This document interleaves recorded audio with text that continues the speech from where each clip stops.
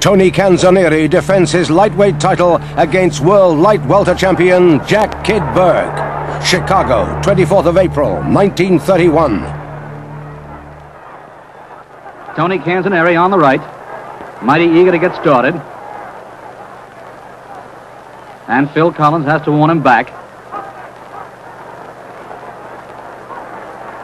That's Tony Canzonieri, raring to go. Now they come out for round one. Jackie Kid Berg, the taller of the two. He's 5 feet 9 inches tall. Canzonieri is only 5'5".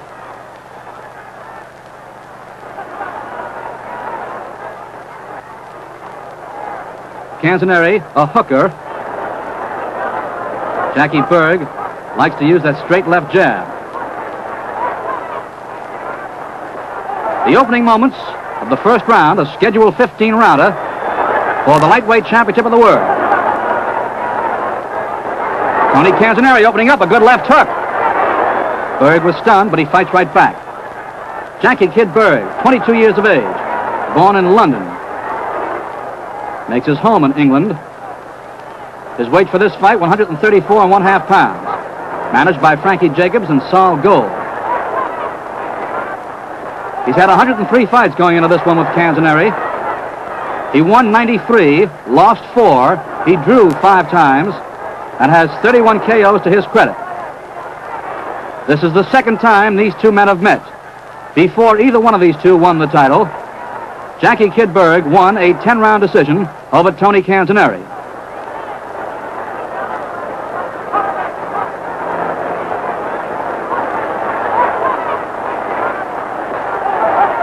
Canzonieri won the lightweight championship of the world by KOing Al Singer in 1 round, November 14th, 1930. Canzonieri, born in Slidell, Louisiana, at a very early age moved to Brooklyn. His weight for this fight, 132 pounds. He's managed by Sammy Goldman.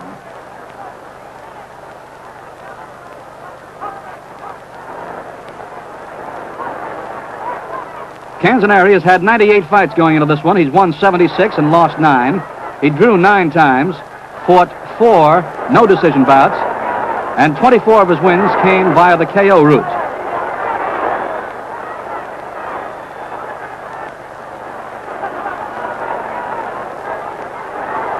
There is particular excitement in England over this fight.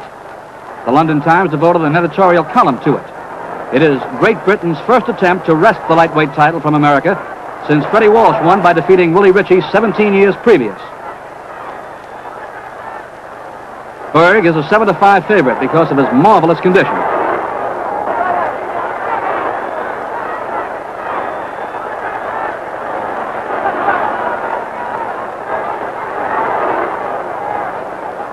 This is a rough, bruising first round for a scheduled 15-rounder.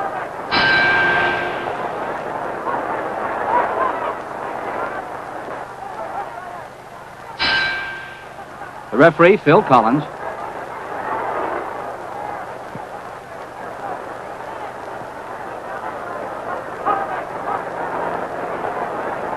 Canzonieri looking to fight in close. Berg, the taller of the two by 4 inches, has the greater reach.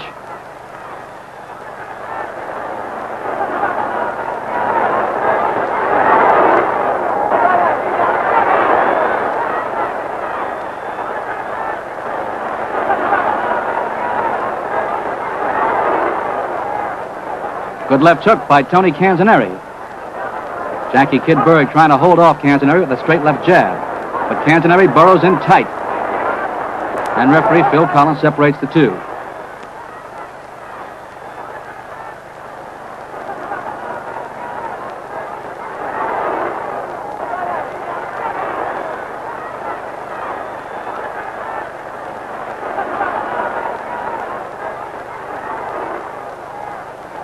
Canzonieri now hooking to the body and hooking to the head.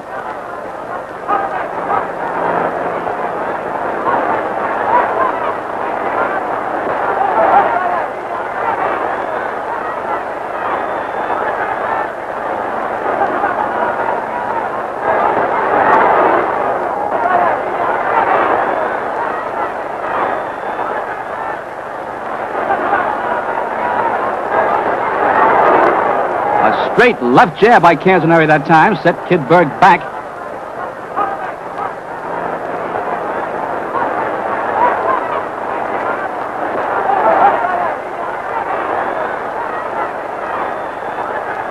Jackie Kid Berg now beating Canzoneri to the punch with his longer reach. A tremendous exchange.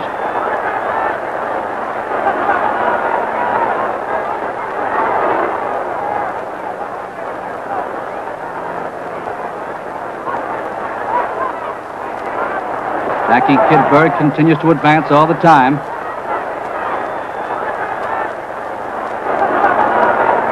Canzoneri with his very quick hands. Note the way Tony Canzoneri keeps that left hand down low, but he has tremendous speed with it.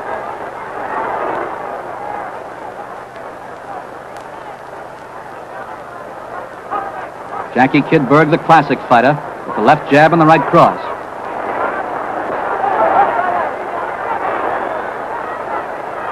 It's a bruising, mauling bout. Second round of the scheduled 15-rounder has come to an end. This is the climactic third round. Canzoneri defending his world lightweight championship. Jackie Kid Berg, the world's junior welterweight champion.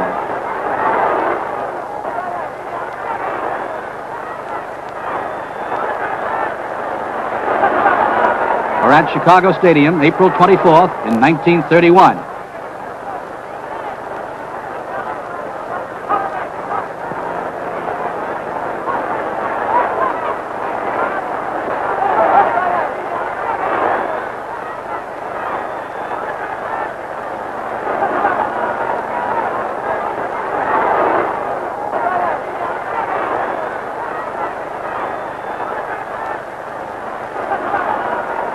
Tony Canzoneri, the shorter of the two, also looks to be the stronger of the two.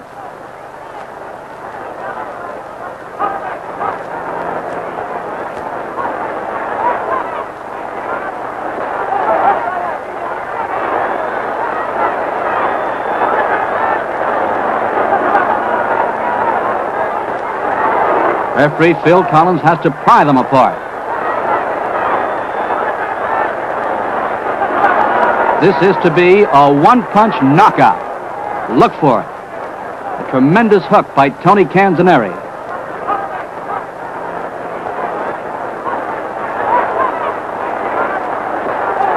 Jackie Kid Berg looks full of fight, still moving forward all the time. Canzoneri backing off slightly.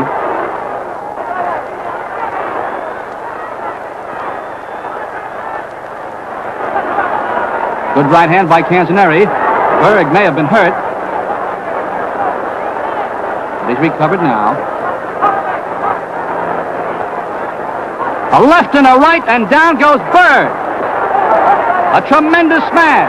Jackie Kid Berg trying to get to his feet. He's being counted out. Tony Canzoneri ready to continue. Berg still trying to get up, and it's all over.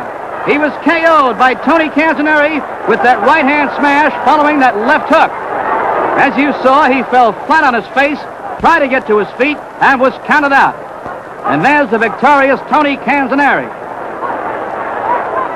Tony Canzoneri, one of the greatest lightweights and welterweights of his day, successfully defending his lightweight championship of the world. A third-round KO against Jackie Kid Berg.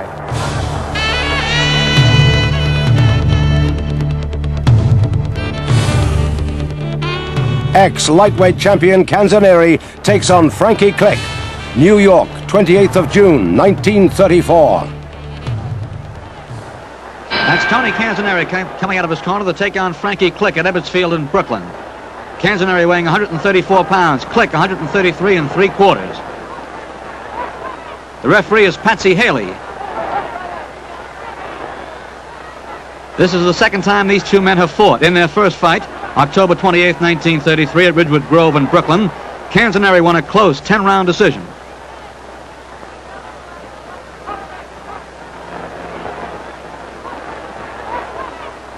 Tony Canzoneri on the right with the stripe down his trunks, advancing on Frankie Click.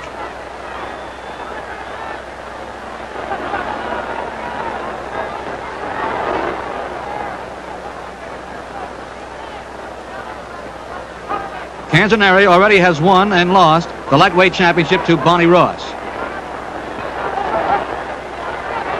Good right cross by Frankie Click. Canzoneri fighting back. This is round one of a scheduled 10-rounder at Ebbets Field in Brooklyn.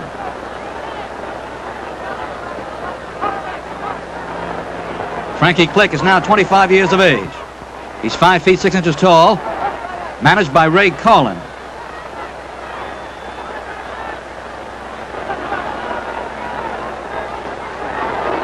Click was born and raised in Frisco, south of the slot section, which produced such famous ball players and scrappers as Lefty O'Doul, Ping Bodie, Willie Ritchie, Jim Corbett, and Jimmy Britt.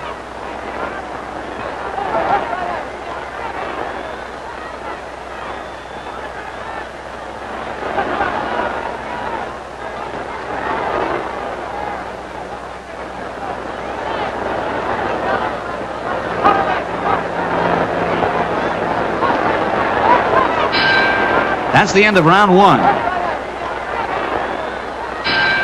As they come out for the second round, they come out with more speed, having felt each other out in that first round. Frankie Click wailing away with rights to the body on Tony Canzoneri and a right to the jaw. Still rights to the body. That right hand is free. Canzoneri trying to hold on. And finally, Canzoneri fights back with a right to the head. Patsy Haley finally separates the two.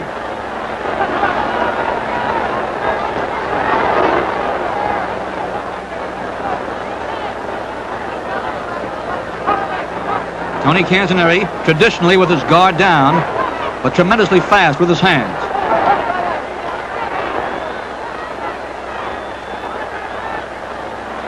Canzoneri is the 8-5 favorite going into this fight. Tony Canzoneri on the left, Frankie Click on the right. Click with a good right cross.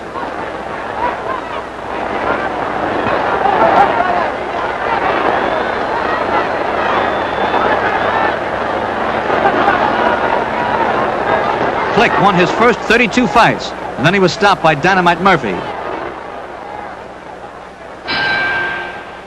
In the third, fourth, and fifth rounds, Tony Canzoneri has taken the play away from Frankie Click. With a solid left hook in the fifth round, he has partially closed Click's right eye.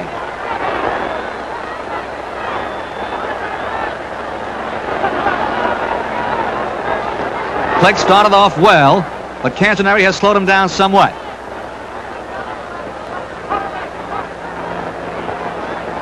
This is round 6 of a scheduled 10-rounder. Tony Canzoneri, 5 feet 5 inches tall, managed by Sammy Goldman.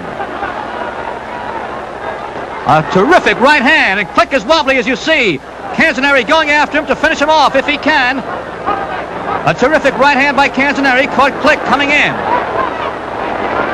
Click seems a little better now. Seems to have recovered somewhat from that terrific right hand punch thrown by Canzoneri. He's trying to hold Canzoneri off with that straight left jab, and he does.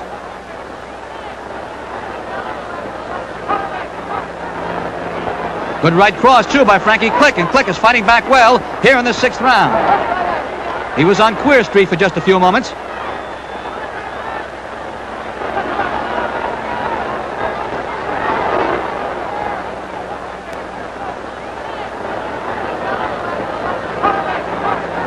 Tony Canzoneri looking to finish off Frankie Click. He had him going in the early moments of the 6th round. Click's right eye is badly swollen now, almost swollen completely shut. That's the end of the 6th. Coming out for round 7, Tony Canzoneri ahead on points against Frankie Click. Canzoneri became one of the youngest fighters to win a world's title when on February 10th, 1928, he defeated Benny Bass for the featherweight championship, losing the crown to Andre Rodas, the Frenchman, several months later on September 28th in a 15-round decision. Then in 1929, he was unsuccessful in trying to lift the lightweight title from Sammy Mandel, but the following year, he knocked out the then world's lightweight champion Al Singer in less than a round in New York. The time was 1 minute and 6 seconds, one of the fastest knockouts on record in the title bout.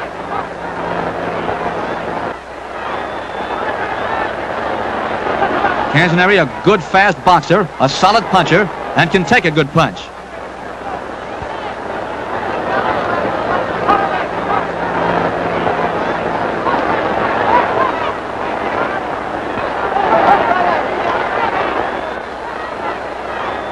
In June of 1933, Canzoneri lost the lightweight and junior welterweight titles to Barney Ross in a 10-round decision at Chicago. He was unsuccessful trying to regain the lightweight title from Ross on September 12th of 1933 in New York, losing a 15-round decision. And since then, and up to tonight's fight, he's won 7 fights.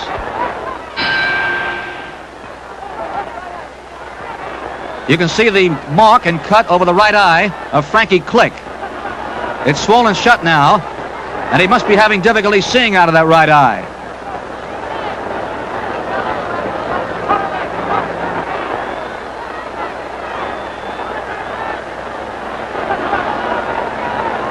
Canzoneri wailing away with that left hook, takes a right cross to the jaw.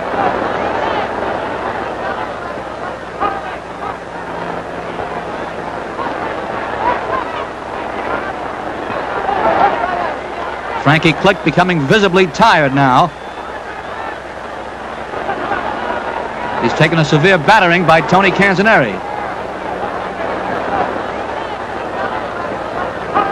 Swinging almost completely around now. Canzoneri going after Frankie Click. Click's right eye is now completely swollen shut. And may stop this bout before it goes 10 rounds because of that right eye, unless Canzoneri himself stops it by KOing Frankie Click. Click still dead game, trying to battle back against the wailing Tony Canzoneri.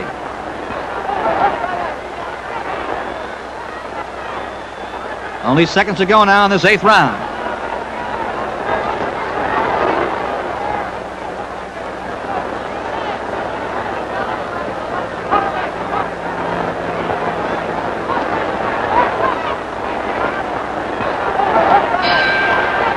That's the end of the 8th.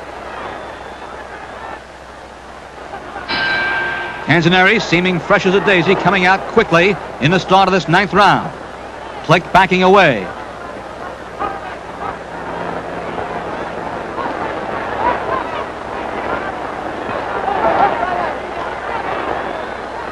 Those left hooks again hitting Frankie Click's right eye. Click's right eye is swollen shut.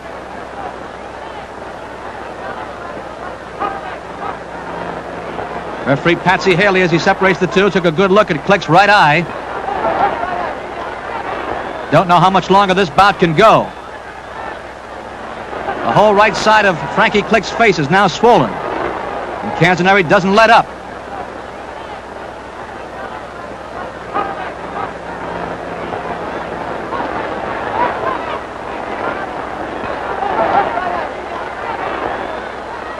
Canzoneri takes a good right cross thrown by Click.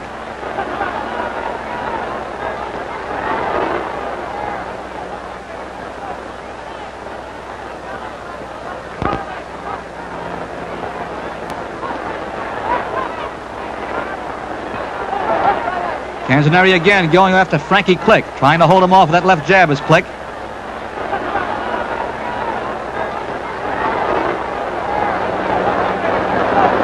Click holding on now. Again, Haley looks Click over closely. And that's it. They stop the fight. Frankie Click can't continue because of that closing right eye. And Tony Canzoneri is the winner.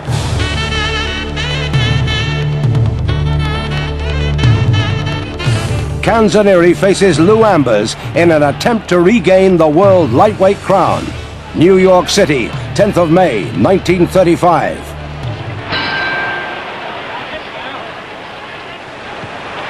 Ambers, at 22, is 5 years younger than Canzoneri.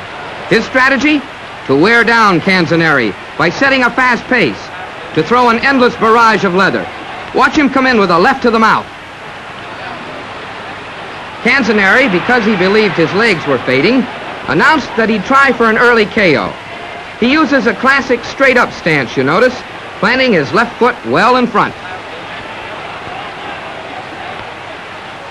Tony won the lightweight crown in 1930 with a one-round knockout of Al Singer. In 1933, he lost that crown to Barney Ross.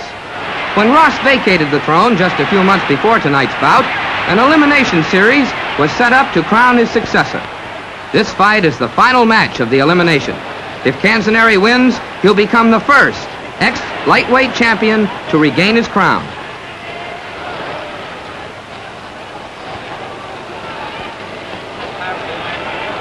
straight left by Ambers. Now watch him miss with both hands as Tony moves away. A good defensive maneuver. Lou Ambers was formerly Canzoneri's spar mate. He knows Tony's style as well as he knows his own. As a matter of fact, Lou has actually copied much of Tony's style. He does a lot more bouncing, shuffling, bobbing, and weaving, however. He's a clever fighter, this Ambers, and he's making excellent moves. Tony carries his guard low. Ambers carries his left hand fairly low, too, but he keeps his right close to the heart line.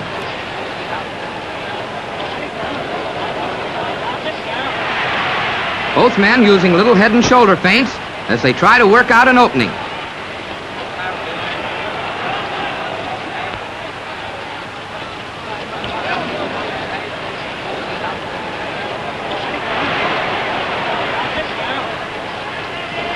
Ambers is setting a fast pace in the first round, as he was expected to do.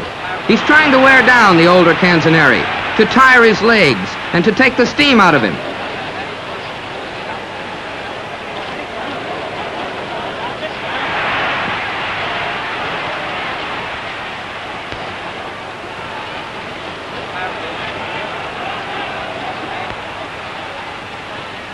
A fairly even frame so far.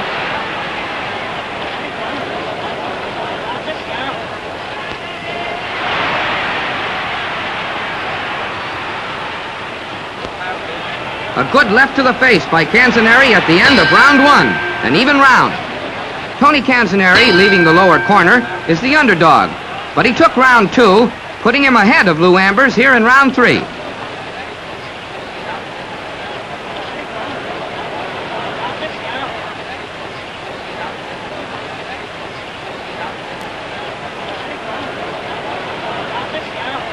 Tony lands a hard right.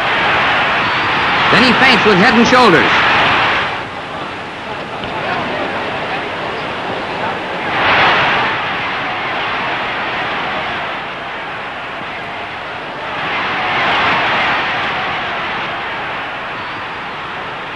Occasionally, you'll see Ambers on the right lower his head. He's trying to feint Canzoneri to work out an opening.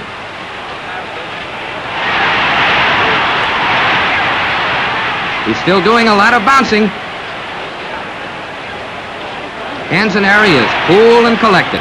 He's taking his time. You notice he's a bit more flat-footed than Ambers.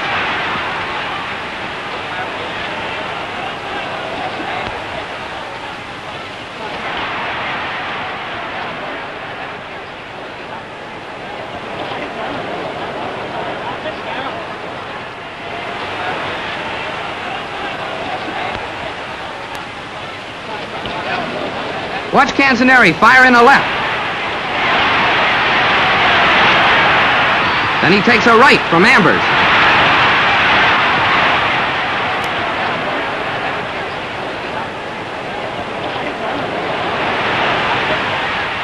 See Canzoneri ripping right uppercuts inside?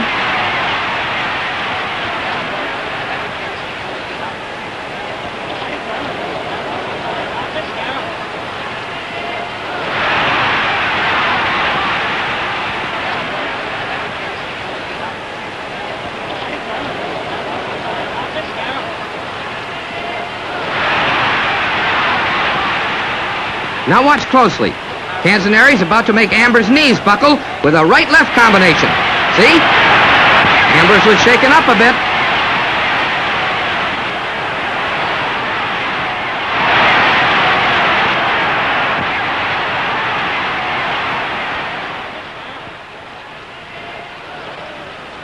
And here comes the first knockdown. Watch Canzoneri connect with a right, sending Ambers down. Up at the count of two, he catches another right, sending him down for another 2 count. Ambers could have remained down for a count of 9, but he's hurt and groggy.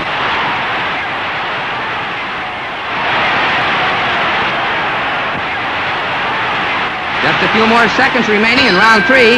A big round for Canzoneri, who also took round 4, and now round 5.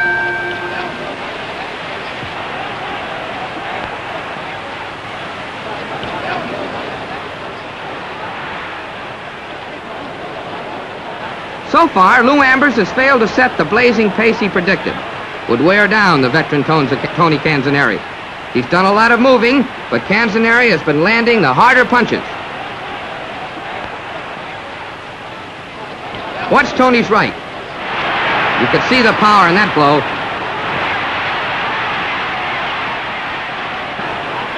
Ambers rushes. Tony counterpunches effectively.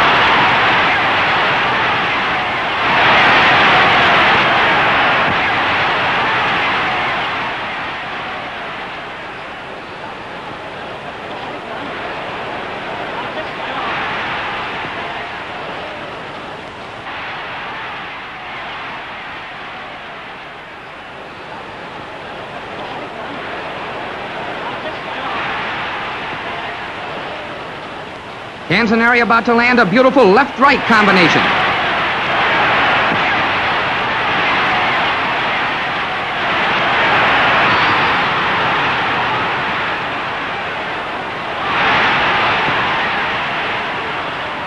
Canzoneri, you notice, still keeps his left foot planted in front. He pivots to face the ever-circling Ambers.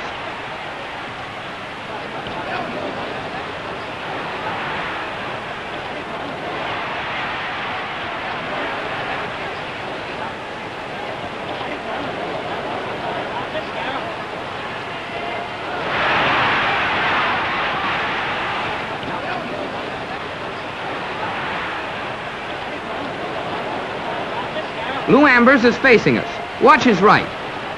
That was a lead right, thrown with no preliminary hook or jab.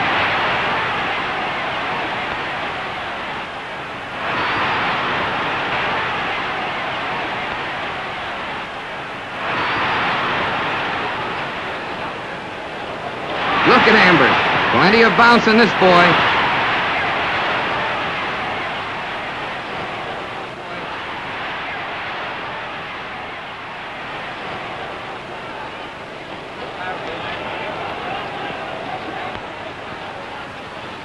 Good jabs by Ambers. Now watch him uncork a left-right-left combination.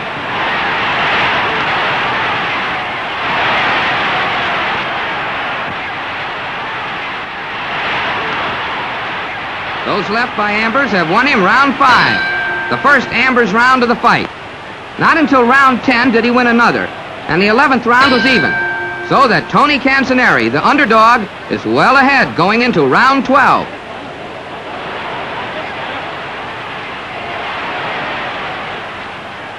This is a scheduled 15-round title bout for the lightweight championship of the world in Madison Square Garden, May 10th, 1935.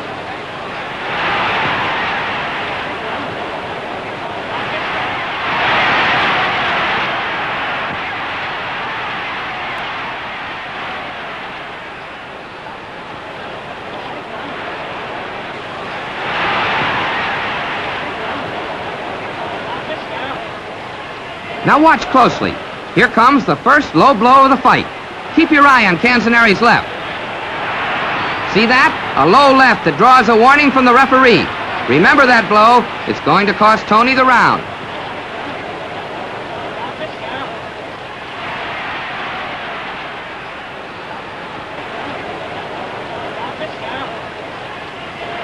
Ambers tries to swarm Canzoneri, but the maneuver fails.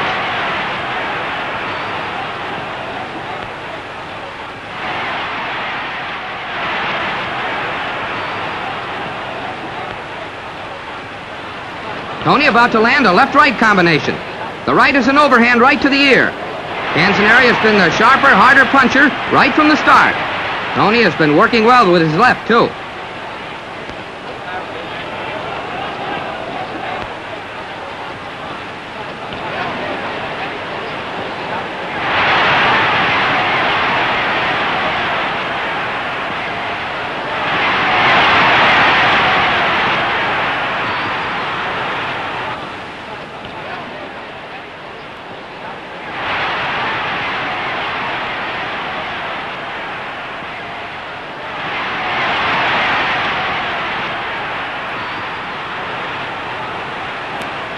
Both men swinging wide.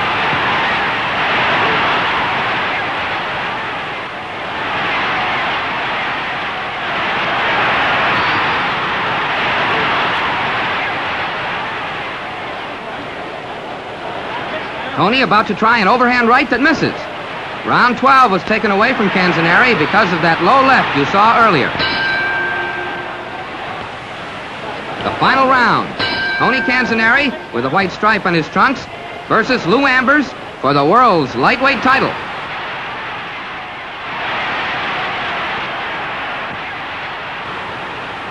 Watch Canzoneri connect with a hard right for a flash knockdown. Ambers won the last 2 rounds, and he seems not the least bit discouraged by Canzoneri's greater punching power. They move to close quarters where Ambers tries his patented left uppercut. Lou is way behind. His strategy has not paid off. All his speed, youth, and maneuverability have been ineffective against the older, more experienced Canzoneri.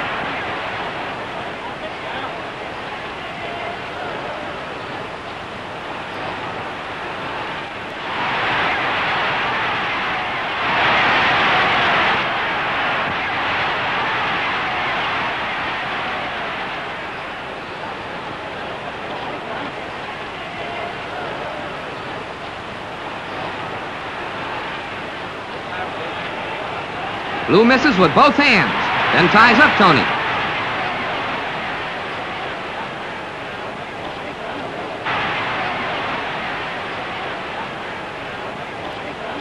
Watch Tony's left.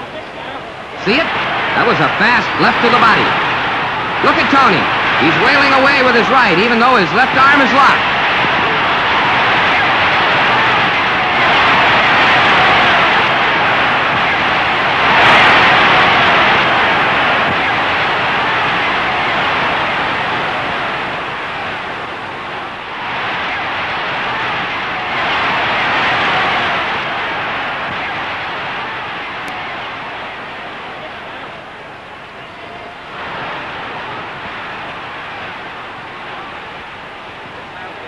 Ambers, about to catch a left to the face, delivers a right to the ear.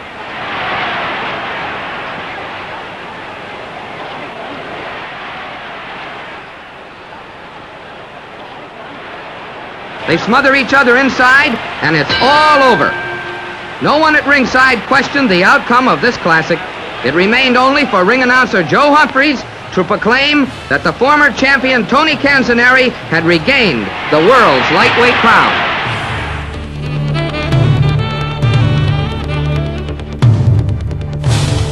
Still lightweight champion, Canzoneri meets ex-welterweight champ Jimmy McCarnin in a non-title bout.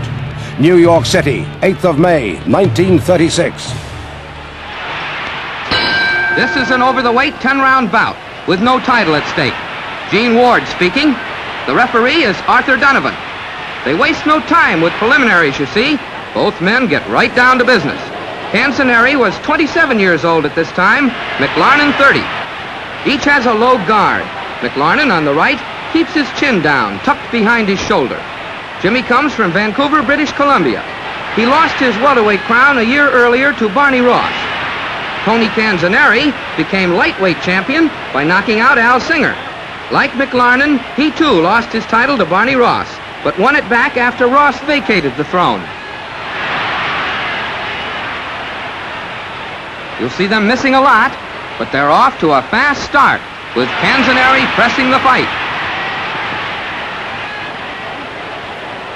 Neither man landing effectively at close quarters. Their styles are quite similar, you see. As the fight progresses, you'll notice that each man uses a fairly wide stance. Each is a clever hitter. Each can work well with his left. Canzoneri possesses a better than average left hook, and a left hook is McLarnin's specialty.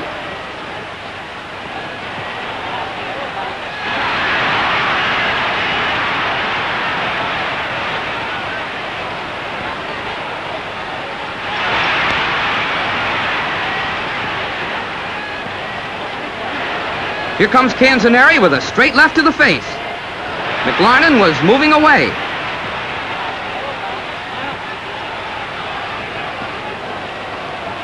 McLarnin, with a right-left combination, forces Canzoneri to the ropes, then misses his shots.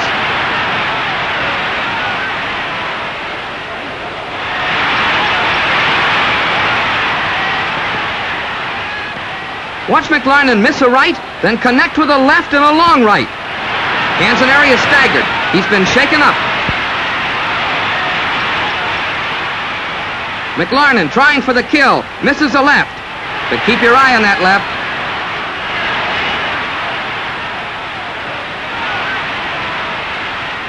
McLarnon keeping on the pressure.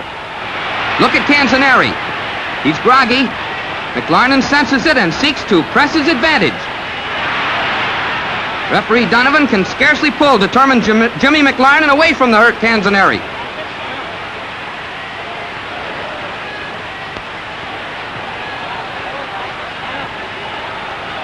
Now watch McLarnon's right. Again, Canzoneri is sent reeling back. He's wobbly. Canzoneri comes back with his own right and catches a left at the end of round one. A big round for McLarnon.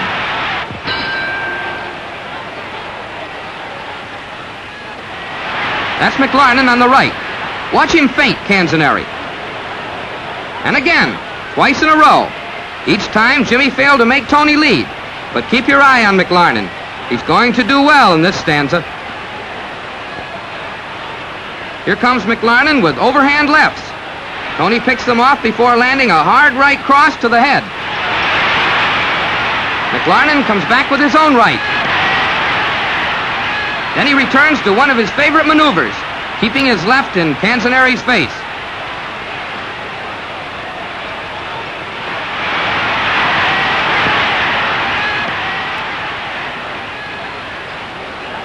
Watch Jimmy miss a left hook, drive home a right, then absorb 3 uppercuts from Tony. After the bell, McLarnon charges and finds Canzoneri game. McLarnon's round, his first since round 1. Round 9, the most dramatic so far.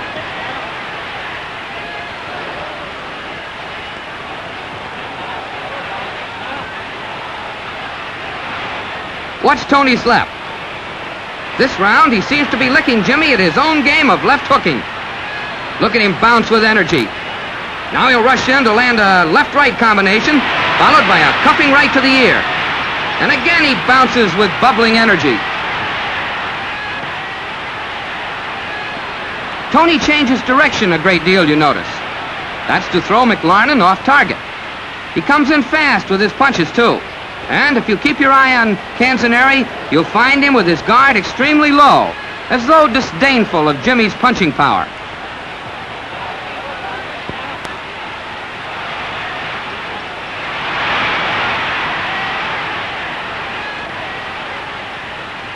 McLarnon wild with a right.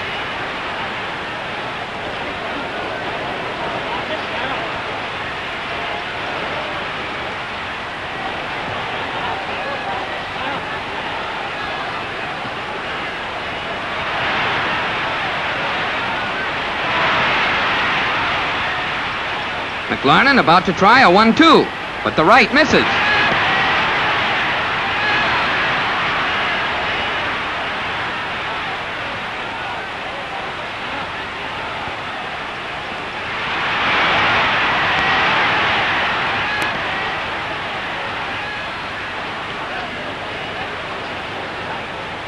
Tony Canzoneri with his back to us. Watch his right. That landed. It was a glancing blow to the head. A left hook by Canzoneri. Now McLarnon comes back with his own left. Watch. Canzoneri with a hard right shakes up McLarnon. Following through his advantage, Canzoneri fires another hard right. McLarnon's hurt, but watch him lash out instinctively with his left. Canzoneri going for the kill.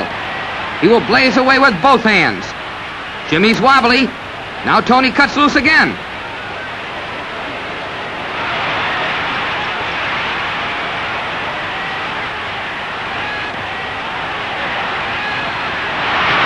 By now, the fans in Madison Square Garden were asking themselves, what's keeping McLarnon on his feet?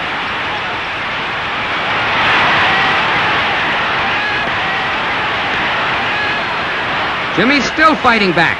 He fires a right before Canzoneri nails him with another left-right combination at the end of round 9. A big round for Canzoneri. Tony Canzoneri will again try for a knockout here in round 10, the final round of this over-the-weight match. That's Jimmy McLarnin on the right. The referee is Arthur Donovan.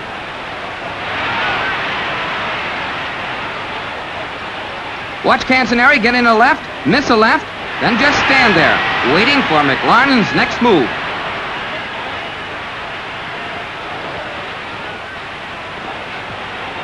Tony about to land a right to the jaw.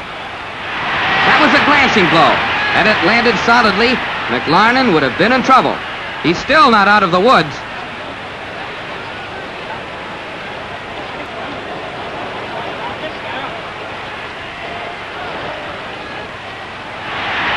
McLarnin trying for the body before Tony ties him up.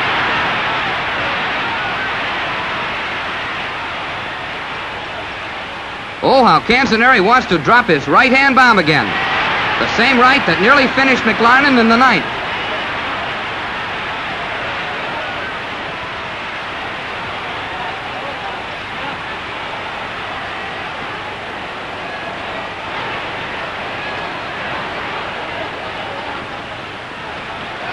McLarnin's nose has been bleeding intermittently since the 5th round.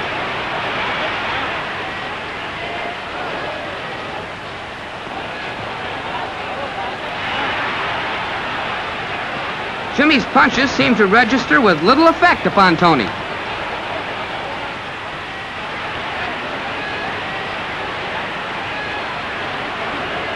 Keep your eye on Tony's right. And again.